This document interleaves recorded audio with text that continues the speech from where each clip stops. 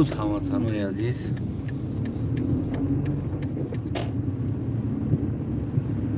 امیدوارم که یکی شما خوب صحت سلامت و سربلند هم باشید. راستی هسته نمیجا همین دویم درباره ما سیلکش فراموش میکنم که شدم نکشدم هم دویم محکم است به هر حال بعد میکشم اگر نکشده باشم. درباره انتخابات ترکیه تمام انسان ها و گوناگون فکرهای خودشون دارن و تاجیکستان موندگی مردم تاجیکستان هم باشه در بحث انتخابات ترکیه هست. هر انسان فکر نظر خودش داره. شخصا خودم خلق یعنی من گرچند اگر ترک زبان هم باشم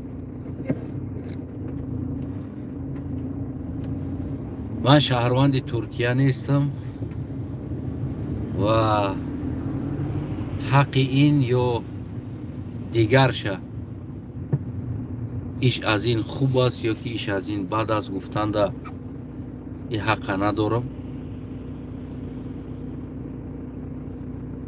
و یک برادرم از من خواست است همیره که من فکر نظر ما بگم چرا مخالفا ضد رجب طیب اردوغان نوشتگی هستند و غیره ها.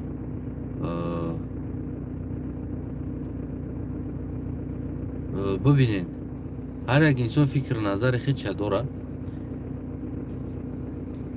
و فکر نظر من این است که یعنی فکر نظر خودم خلق این است که همش ارزنده پرزیدنت هستند. هر یک نامزدش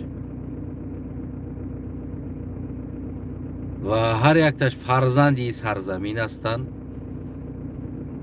نوابسته از ملت قوم قبیله و جای زیست جای تولدش. هر یکتش فرزندی سرزمینند و هر یکتش ارزنده هستند و انتخاب مردمش میکنه نه ما. هر کدومی را که انتخاب کنه و مهمترین چیزهایی که خیلی نوشتگی هنو که مثال اردوغان باشه ما تاجیکستان قطعی دوستی زوره دیگرش بیاد چی میشوه چی نمیشوه خلاص یا که نمیدونم اردوغان نشوه دیگرش زور میشود. خلاص اگه فکر عقیده واست برای ما شخصا هر یک تاش ارزنده هست و مهمی است که ملت یعنی مردم خلق ترکیه و خلق تاجیکستان و خلق ازبکستان خلق قزاقستان قرغیزستان ترکمنستان ما را مهم یعنی دوستی من کنده نشود. پرزیدنت موقتی است یگان تا یا ابد نیست. میآیند میروند میآیند میروند. اگر که بازوری بیستم و میبره که جا میروند بعد چی میشود؟ بعد که اون مرد یا تاش مرد تمام بین تاجیکستان و ترکیه دیگر کنده میشود. نه البته برای همو اکو فکراشون است. فکر من همین است که از همه مهم و دوستی بین همین ملت ها مردم ها خلق کنده نشود و هر سیاستمدار هم اگر ما نگاه کرده بیستیم همون نسترین خلق دا نگاه کرده کار میکنن. اگر خلق زیر یک خلق دیگر برویه یک منطقه دیگر برویه البته سیاستمدارش هم کوشش میکنه که همون طرف بعد ببیند. برای چی؟ برای که خلق او را قبول کنه گرچند خودش دوست هم بداره اما فی که میبرویه همون سر صداها میکنه که او دشمن است و بد است. برای چی؟ برای که خلق را دوست بداره، خلق را قبول کنه. برای همون این سر صداها میشود. ما همه وقت بگیم که کشورهای اطراف دوست بدیم و دوستی ما کنده نشود. این پرزیدنت میروه. اگر ما ملت دوست باشیم، اگر ما مردم یک دیگر خطی بگیم صادق باشیم، با یک دیگر دوست باشیم، یگان پرزیدنت اومده ما را زید یک دیگر کرده نمیتونه. هیچ کس قدرت هم نداره که بکنه که بگیم که بین ملت ها جنگ دوزه. البته میفهمم بله برای همون آموده شدن توران بعضی بانم سیاست مدارا یا بانم سیاست شناسا، بعضی انسان ها این چیزا برای خودشون خطر میدونن که ما در خطر داره گفته. اما از نگاه من این چیزی نیست که به کسی خطر داشته باشه. همه وقت یک چیزی میده بگیم که زیر قناتی یک چیزی کلانتر بگیم چیکار میکنه، شینا میکنه. از اون جمله در خانه همه دودر در زیر قنات یکش بگیم که کتگی میکنه. همین خیلی است. ما قدرتی را نداریم که بگیم که ما سمستایتی در جهان بیستیم و بگیم که نه ما مستقل گفتیم گپو نشتیگ همش 100% است. برای ما باز خوبتر است که هم با دین هم با رسم و آیین ما نزدیکتر است که ما قطعی و بدن ما، یعنی که زیر همون چتر تای قنات بدن ما خوبتر است. مودا چه موضوعی که میرای زیر قناتی کیتای میدره، خواهی نخواهی میرای و تا امروز زیر قناتی روسیه بودیم و حالی هم هستیم. برای همون ما فکر نکنم که او انسانایی که فکر میکنن که او در ما خطر داره و ما برای نابود شویمون نمیدونم یا که ما زچومرید میشیم در پیش ترک زبان ها، یعنی همین خیلی عقیده دارن که ما یه امرامی ترک زبان ها را گنده کردیم کردیم و در پیششون ما میریم چمو میشیم. نه ما چمو نمیشیم، البته ما برعکس دوست میشیم، ما برعکس بگیم دادی گریف میکنیم و بگیم بیشتر باز بگیم با یک دیگر شناس میشیم. فکر من همین است، نمیدونم اگر با کدام دیگر فکر کنم. اما ما فکر نکنم کدام چنی من بگیم که همون پاتریوتی میگن که با روسیش پاتریوتی همی وطنش باشه. ما فکر نکنم که هم قدر هستن.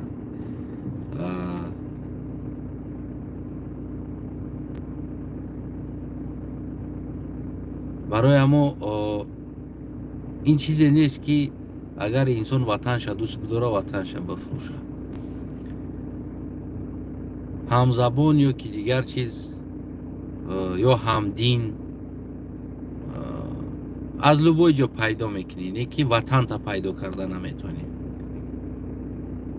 برای که وطن عزیز است برای هر یک تایم، شخصا برای من، نمیدونم شما چی خواهد میدونید. راستی برای من باید پیشنهادی که بگیم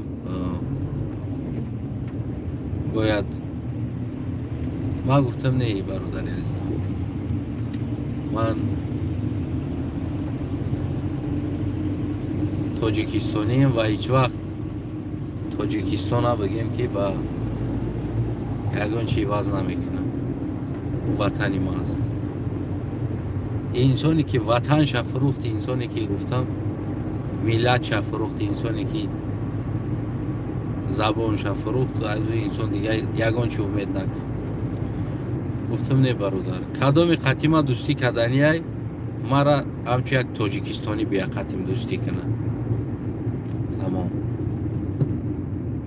و کدامی که قطیمه گفتم سلام علیک و رفیقی و دوستی و دادی گریف میکنین، نه اینکه ما قلقم پیش ما بیان بگین که نه قلق قطیمه دادی گریف میکنم یا که دوستی میکنم یا که در سیاست یک جا میشم.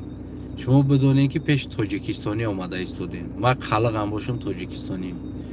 لبوی حرکتی ما، لبوی کاری که ما میکنم، کدامید که قطعی ما میین داد گرفت نمیدونم، یا در سیاست هم در دیگر چی هم بیرون از سیاست هم شما بدونین که تاجیکستانی قطعی داد گرفت داره، نه یک خلق قطعی. ما وطن دارم، گفتم نامش تاجیکستانه. برای همه دوستای عزیزم این فکری ما هست. من یعنی که یک تعیین خوب و یک تعیین آینده بعد یا که نمیدونم این حق ندارم و این گفتنی را ندارم.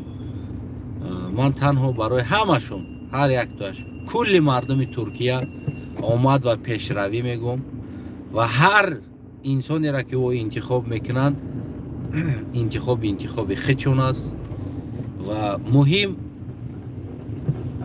که آینده بین ترکیه و تاجیکستان و ازبکستان و قزاقستان و قرغیزستان و افغانستان و ایران، یعنی که آینده بین ملت دوستی باشه، نه بین سیاستمدار. بین دو سیاستمدار دوستی بدن این معنای دوستی بدنی ملت نداره. اگر ملت دوست باشه، دو ملت اگر بیناشون دوست باشه، او را یگان اگر دو سیاستمداری اگر با یکدیگر همو ورگ هم باشند او جدا کردن نمیتونند، برای که ملت دوست است. برای همه وقت کوشش کنیم که ما مردم ملت دوست باشیم با یکدیگری ما، نه اینکه سیاستمدارهای ما بیناشون دوست باشند و ما تولک زن و دایره زن و رقاصه باشیم. ما دوست باشیم و سیاستمدارو پرابلم ایخچونه.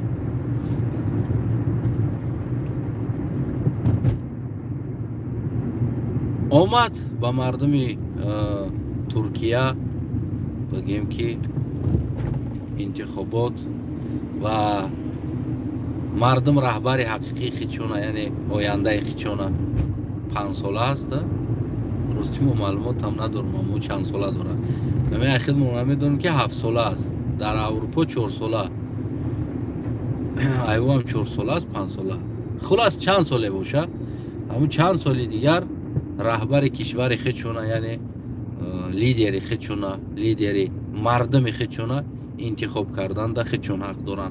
هر یک تاش، هر یک فرزند بیرون از این انسان هایی که خودشون در انتخابات موندگی هستند، هر یک فرزندی ترکیه یعنی همون کشور، هر یک فرزندش حق پرزیدنت شوی و ارزنده پرزیدنت شوی است و ارزنده دپوتات شوی است، برای که او وطنش است، ارزنده سربازش است، ارزنده حربیش است، ارزنده پلیس بودن است، در تمام چی ارزنده بودن است هر یک فرزندش.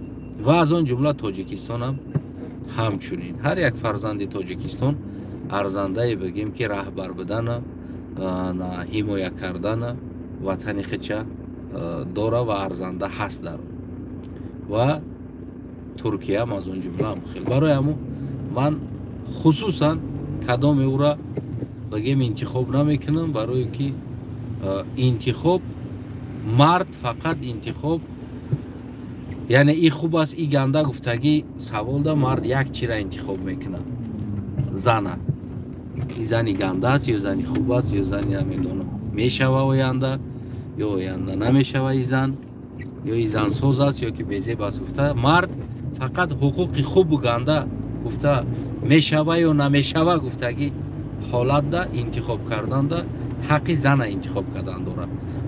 مرد میشوه نمیشوه گفته انتخاب کردن ده حق نداره. برای همون این حق ما نداریم. یا آمد به مردم ترکیه، آمد به مردم تاجیکستان، ازبکستان، قزاقستان، قرغیزستان و بگیم ترکمنستان، افغانستان، ایران، کل مردم فارس و مردم ترک، یعنی فارس زبان و ترک زبان همشون ده آمد. همه وقت دوستی یارشان باشه، برادری، دوستی، یک جا بدن، اکونومیکشونه، سیاستشونه، حربیشونه با قوتترین کردن و همه فارس و ترک همه وقت آمد یارشان باشه. این همه قدر گفتنی هستن. فکر خادم خلق است. باقی مونده چی فکر داره هموطنان عزیز؟ من نتینی سواله خودش دبته، من فکری او ما جوابگو نیستم. خانه تون آباد باشه. و فکرتون رو نویسین زیر کامنت.